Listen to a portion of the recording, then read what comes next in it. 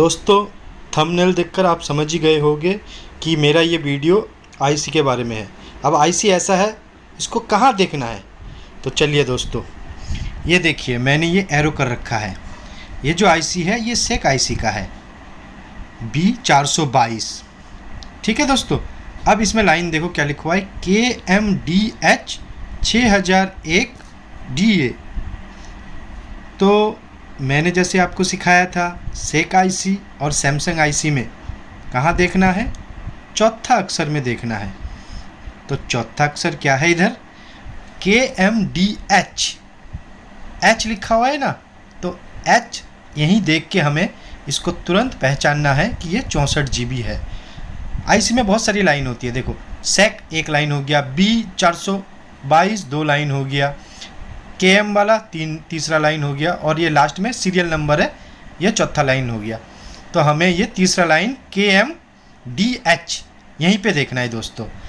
बाकी और आईसी में मैं आपको और अच्छे से जानकारी दे रहा हूँ, ये आप देखते रहो वीडियो।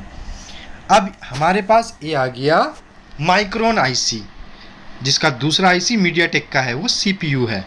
हमें नीचे की तरफ जो आईसी है उसी से पता चलता है इसका इंटरनल स्टोरेज कितना है और रैम कितना है। तो इसमें दो नंबर है, ऊपर भी है और नीचे भी है।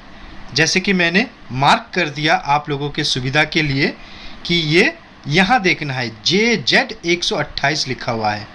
मैंने अपनी वीडियो में आपको बताया था पहले ही कि JZ 128 64 GB है। तो सबसे आसान तरीका ये है कि हम माइक्रोन आईसी में नीचे के अक्षर को देखें। ऊपर देखो 8 लिखा हुआ है, उसका कोई मतलब नहीं है। अब आते हैं हम दूसरे आईसी में, जो है हमारा KM5H 7001 DM, और ये है हमारा B424। ठीक है। और हमारा CPU है क्वालकॉम का। तो CPU तो उसमें पता नहीं चलता इंटरनल स्टोरेज का, हमें पता चलता है मेन आईसी। और एक बात ये है कि जो भी अच्छा बड़ा आईसी होता है ना, जिसका भी इंटरनल मेमोरी ज़्यादा होती है, तो क्वालकॉम की आईसी उसमें लगी रहती है, मतलब क्वालकॉम की CPU बहुत अच्छी CPU मानी जाती है। तो अब देखिए KM5H, चौथा अक्षर में H है। देखो इसमें मैंने रेक्टेंगल भी बनाया और एरो भी बनाया ताकि आपको अच्छे से समझ में आए। देखो H की तरफ है, तो यहाँ पर लिखा रहता है H। अब दूसरे वीडियो में आते हैं। अब दूसरे आईसी में आ गए हम। ये है स्काइनिक्स की आईसी, जिसमें H9HP 52 लिखा हुआ है, 52AE लिखा हुआ है, AE। इससे रैम का पता चलता है, AE। तो ये 52 नंबर मैंने आपको सिखाया था ऑलरेडी कि अगर पांचवा और छठा अक्षर 52 या 53 आए तो कितना GB होता है, 64 GB होता है।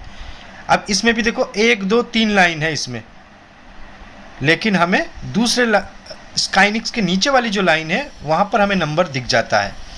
यहाँ पर ही आपको 17 नंबर दिखेगा, 15 दिखेगा, 16 दिखेगा, 26 दिखेगा, 27 दिखेगा। आपको नंबरों से पहचानना है स्काइनिक्स आईसी में। आईसी पहचानना बहुत आसान है। आपको कन्फ्यूज़न हो रहा था, इतना सारा नंबर है। अब मुझे लगता है आपको ये अच्छे से समझ में आ गया आईसी में आपको कहाँ देखना है। चलिए अब हम सीखते हैं किंगस्टोन आईसी। किंगस्टोन आईसी में देखिए 1 2 3 4, चौथे लाइन में मैंने हर बार अपनी वीडियो में आपको अच्छे से समझाया है कि हमें बाएं तरफ लास्ट हाफ में देखना है। जैसे कि मैंने यहाँ पर रेक्टेंगुलर बना रखा है और 2 एरो डाल रखा है, तो साफ साफ यहाँ पे दिख रहा है 08 EMCP 08। तो यहीं पे ही 4 GB में अगर होता ये, तो यहाँ लिखा रहता 04 EMCP 04। 16 GB का होगा ये, तो 016 EMCP 016। और ऐसे ही 32 GB में भी यही लिखा रहता है। तो किंगस्टोन आईसी में देखने का सही तरीका यही है कि हम लास्ट में बाईं तरफ देखें। और 2 GB 4 GB के लिए अगर 2 GB है तो इधर कुछ भी नहीं लिखा रहेगा, कोई सा भी अक्षर नहीं लिखा रहेगा, ऐसे ही सिंपल लिखा रहेगा, डिजिट वगैरह लिखा रहेगा, ABCD यही सब लिखा रहेगा अगर वो 2 GB है तो। और अगर दाएं तरफ देखें जहाँ पर एकदम लास्ट में देखिए T227 लिखा हो ना दोस्तों, तो जब मैं आपको 2 GB 4 GB वाला किंगस्टोन IC सिखाऊंगा उसमें आपको अच्छे से समझ में आ जाएगा। यहाँ मैं एक इशारा कर दे रहा हूँ कि देखो आप T227 यहाँ पे लिखा हुआ है, तो 4 GB अगर होगा ना तो सामने तो कोई नंबर होगा नहीं बाएं तरफ, मगर इधर होगा 5A 2A 8A 2A ऐसे। ठीक है भाई, आशा करता हूँ आपको मेरे इस वीडियो से कुछ सीखने को मिला होगा, तो आप फटाफट सब्सक्राइब कीजिए और लाइक कीजिए।